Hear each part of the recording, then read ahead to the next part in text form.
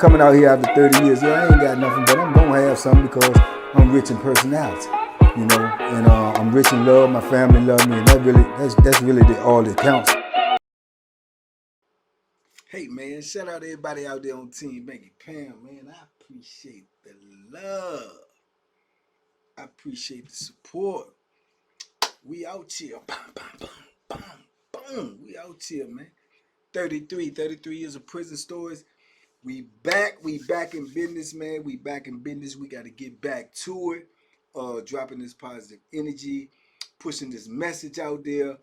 Big love to everybody who thugged it out with me, everybody who maintained and believe in TBP Nation. We back bigger, better, stronger, and we're going to keep on going. Next stop, 200K. Let's go. Let's get it. TBP Nation, stand up. Big love. Excuse me. Today, oh man, we want to get back into it. We want to get right back into it, man. We want to push this positive energy out there. Let these people know what's going on in prison, man. The real, not the fake, but the real. So today, I wanted to give y'all one of these real stories, man, and let you know there's real life in there. Man, this was deep for me. This story right here, it was real deep for me. I remember when I first came in, you know, I was in the wall, and you know, I told y'all like the wall was like my second stop. I stopped in the wall right after Southampton receiving. So, you know, like I say, going into the wall, man, it was eerie. It was real eerie. That's the word that I want to use because it was like a dungeon, a big old castle, a old, you know, creepy castle, man, and big 50-foot wall all the way around it. That's why they called it the wall. So going inside there, man, as a young dude, man, you know, I think I'm 20, 21, and just walking in there and feeling the energy and, you know, knowing what type of place you walking into. This is a prison, you know, you ain't, you know, unlike anything else you've experienced thus far. It's like a real old prison. At the time, it was the oldest prison in Virginia.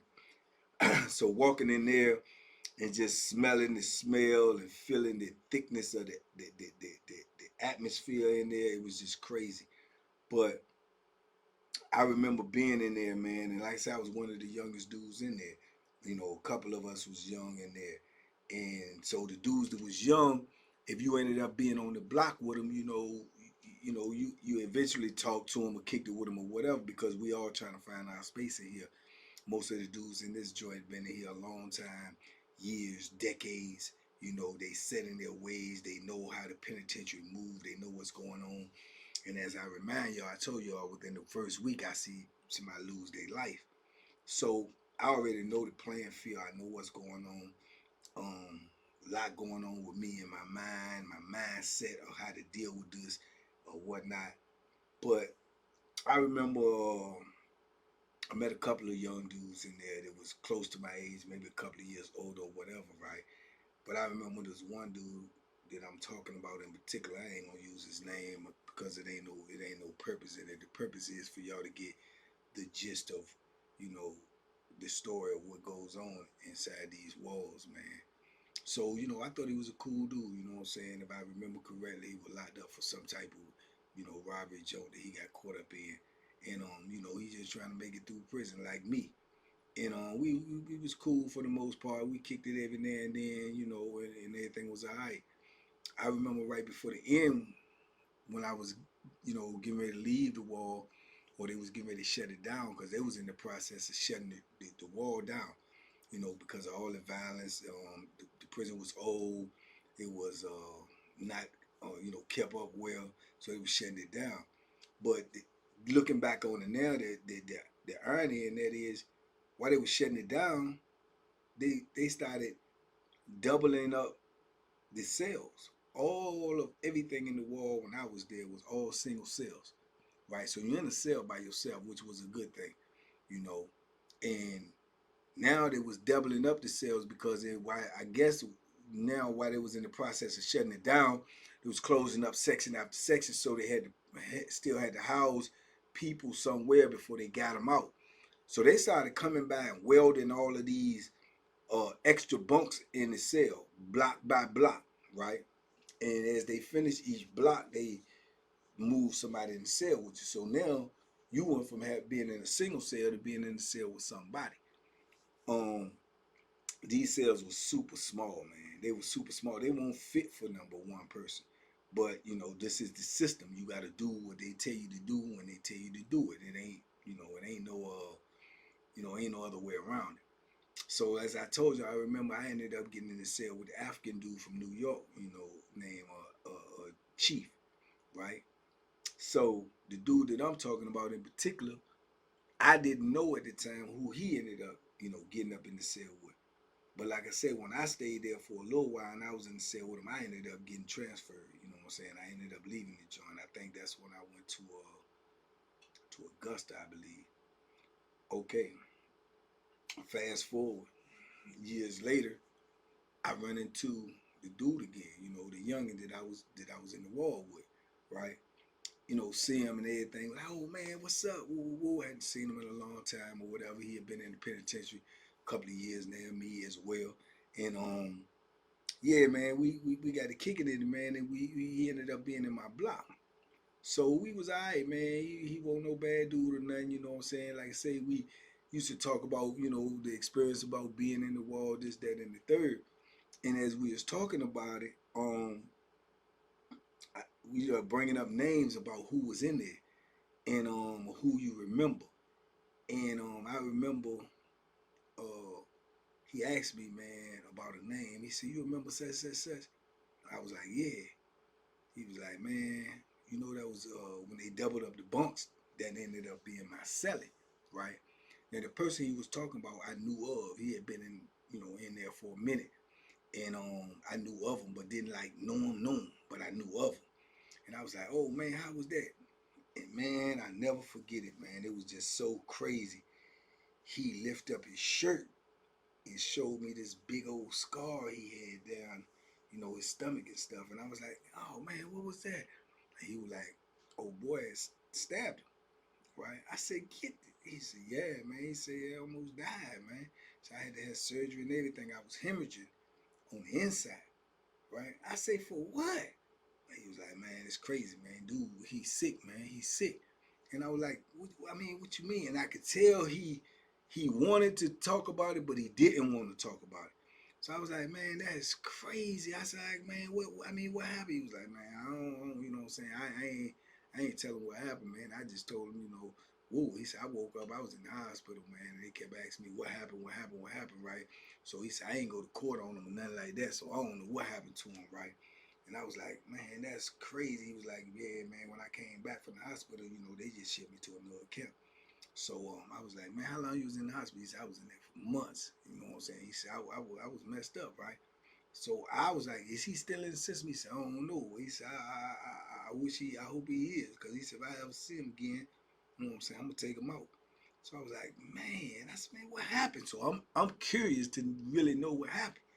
So we chopping it up and just talking. Then he just break it down to me. Man. He said, "Man, between me and you, yeah," I said, "Man, I ain't, you know what I'm saying, I ain't into that. I ain't, you know what I'm saying, whatever we talk about is what we talk about, right?" This is why I'm not using no name, so I'm still honoring that because I'm not gonna say who it is. He know if he ever see this, he know I ain't, you know what I'm saying, it ain't like I'm telling nobody him, woo, woo, woo. But he was like, "Man, they was in there." Sellers, he said, for the first week or so, everything was cool, man. You know what I'm saying? He said they was chilling, talking, laughing, joking, whatever, man. They might get a little weed or something, get a little wine or something. They drinking, they kicking. He said everything was cool. And he said then one night, man, they was in there.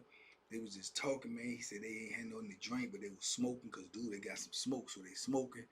He said, man, then just out of the blue, he said, dude went over to use the bathroom. He said, when dude was using the bathroom, then when he finished, he turned around. He said, dude, had himself exposed. He was like, "Yo, man, what's up?" He said, "You know what's up, man? What's happening?" He was like, "Nah, man, you got me, effed up, man. You tripping." And he said, man, as soon as he said that, he said, dude just punched him. bang. So he says he punched him. He said he fell back. He said, man, he just grabbed him and they tussling and they fighting up in that joint. And he said, man, he just fighting like he don't know what dude trying to do. It's like dude, you know what I'm saying, trying to do something to him. So he said he fighting for his life, man. He said, man, dude punching him, he punching back, they tussling, they scrambling. He said all he could do is he could feel himself, taking blows or whatever. And he said then dude was on top of him, and dude ended up having him by the neck and was choking him and choking him. So he said he ended up biting him. You know what I'm saying? He like bit him like on the hip or somewhere his head was, because dude was choking him, and that's the only place he could grab. So he bite him. He said when he bite him, dude let him go. He said when he let him go, he said when he came up, dude just hitting him in the stomach, and then he said he just felt himself getting weak. He said the next thing he know, he woke up. He was in the hospital, and to his knowledge, it was a couple of days later. But little do he know, when the dude was punching him in the stomach, dude stabbed him. You know what I'm saying? So he ended up losing consciousness, right? So he don't know really what happened to him because he lost consciousness. He just woke up in the hospital. You know what I'm saying? So more or less, dude was trying to take advantage of him, man, take his manhood, and he refused. And for refusing, he ended up getting stabbed. You know what I'm saying? And he just coming in the penitentiary, just like me. So this is his introduction to prison. You see what I'm saying? And now, mind you, by the time I run into him these years later, he ain't to be played with. You know what I'm saying? And he'll do something to you quick. You know what I'm saying? Real quick. And I think whether he was like that before he came in or not, like I say, he was robbery charge, I don't know. I hadn't really gauged his whole personality the little time we was in the wall, whether he was like one of them go hard dudes or not, because we was just always cool and cordial, and we young, and we paranoid up in this joint. But when I run into him now, he own it. He aggressive. He, you know what I'm saying? And it came from that, because coming in the penitentiary, somebody tried to take advantage of him. He bucked on it and ended up almost losing his life. You know what I'm saying? But if you ask me, you know what I'm saying, he went the right route. You know what I'm saying? Because had he submitted to that, he'd be a whole different dude. But that ain't in him. That's what I be saying. Some things is not in you.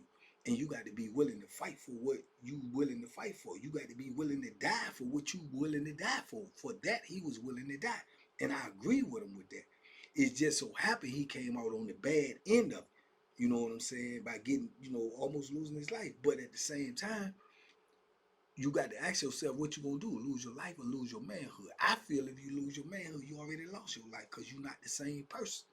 You understand? So, man, when he shared that stuff with me, it just so many things went through my mind, because I started thinking about dude. And then I started asking myself, have I ran across him since I left the wall? And I hadn't. But I remember emphatically who he was talking about. You know what I'm saying? I remember emphatically. And I didn't know, you know what I'm saying? Like I said, I heard about him and knew about him, but that part I didn't know about him. You know what I'm saying? And yeah, he was confirming it, telling me right then and there. He said, man, yeah, everybody don't know that. He said, dudes was saying, later on, when I was running in dudes and everything, people were saying, yeah, man, me and him got to fighting in the cell for whatever reason. He stabbed me, whatever. And I just go with that. He said, but I'm telling you, that's what it was about. You know what I'm saying? That's what it was about. He was trying some freaky stuff, and I wasn't going for it. You know what I'm saying? And I was like, man, yeah, that's wild, man. That's crazy to me. You know what I'm saying? So yeah, man, and it made me look at him different. You know, after he shared that with me. You know what I'm saying? It made me look at him different. I understood now why he was acting the way he was acting, aggressive. You know, almost totally different from when we was in the wall. I could see why he was angry. I could see why he had all of this animosity built up in him. I see why he had zero tolerance with dudes. You know what I'm saying? And dudes that at this point in time, dudes that's around him and me being around, people already know if you ask them about him, that's what they gonna get. Oh yeah, he crazy. Oh, he aggressive. Yeah, they know he'll go. But they don't know that backstory that he just shared with me, because I came in with him. And I think maybe he chose to share with me because he knew I was there with him. He probably figured I could understand. We came in at the same time. But man, I would have never guessed that. I wouldn't have knew. I knew something, about you know, he was in there with me. I ain't know nothing about no altercation or nothing like that. I didn't know that part. That hadn't even got to my ears. But I knew that me, him, and probably like 3 or 4 other dudes, at least on our block, was the youngest dudes over there. We was the youngest dudes in the whole block. You know what I'm saying? Because most of the dudes in there had been locked up a long time. You know what I'm saying? At least 10 or better. And some that was in there was 30, 40 years plus that was in our block. So yeah, man, that joint really yeah, that was wild to me, man.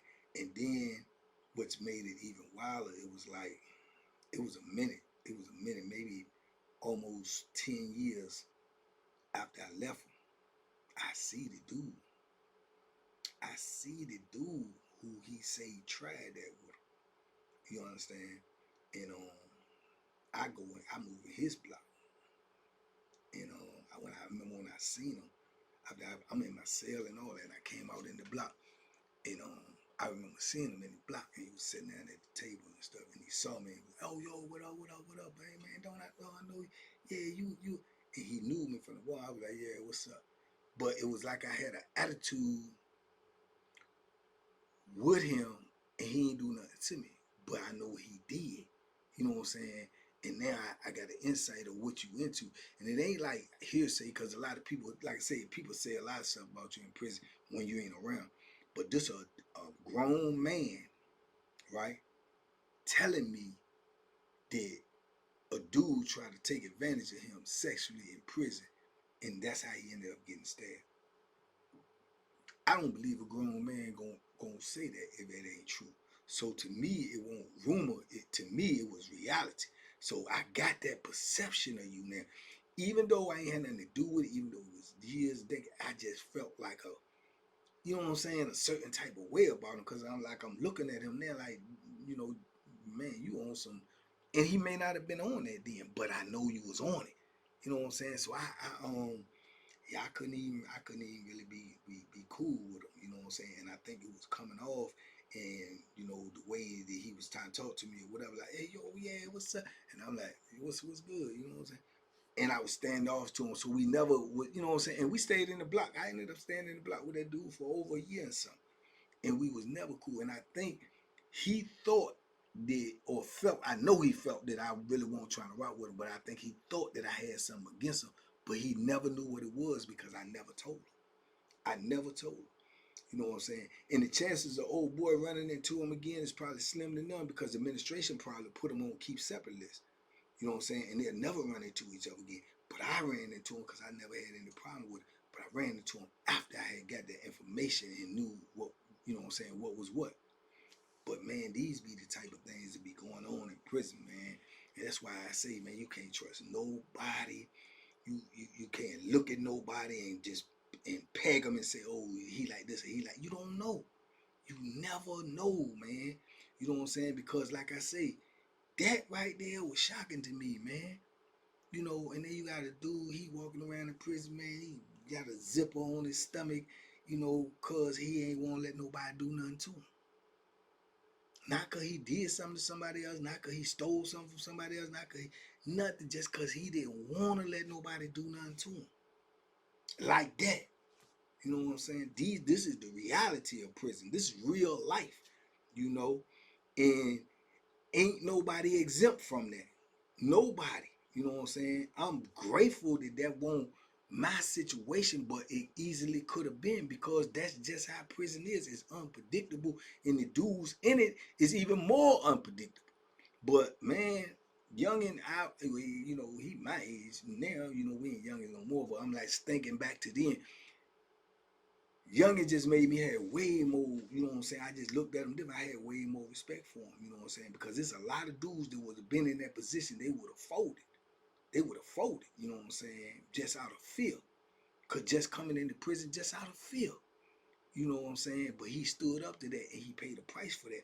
But at the price that he paid, I think it was worth it, because he kept his life and he kept his manhood. You see what I'm saying? But these positions the dudes be put in, man, coming into this jungle, man, called it prison, man. So yeah, this is real life stuff, man. But yeah, that's just one of the things I would never forget, man. You know, and shout out to you, soldier. If you see this video, you know who you is, and that's how I always look at you, you know, as a soldier. And then over the years and stuff, I heard, you know, different things about him being on other institutions, you know, getting late, you know what I'm saying, end up, you know, stabbing somebody or fighting or in the hole. That's just how his bit was the rest of the time, as far as I know. And it all stemmed from that situation, more than likely. You know what I'm saying? It set the course of his bit of how he was gonna carry. And that's gonna happen with everybody coming into prison. You're gonna have to set the pace and you're gonna have to pick how you're gonna do that time. And I'm gonna tell you right now, any choice you make, you're gonna have to stick with it. You're gonna have to live with it.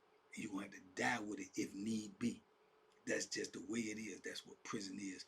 Uncut, raw, for real. So yeah, man, but shout out to him, man. Y'all let me know what y'all think in the comments, man. Like, comment, share, and subscribe. Let's run it up. 2024. Let's go get them 200K. We on the way. Big love, TBP Nation, man. We out here. Y'all be safe, be smart, make good decisions, man. Duck them hooks, man. They out there. Peace. We out here too. Salute.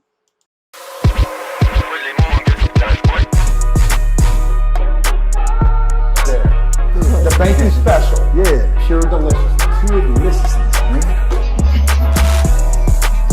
My name is Banky, man. Everybody calls me Banky. That's the name that I got from my grandmother when I was young. I'm coming out here after 30 years. Yeah, I ain't got nothing, but I'm gonna have something because I'm rich in personality, you know, and I'm rich in love. My family love me, and that's really all that counts.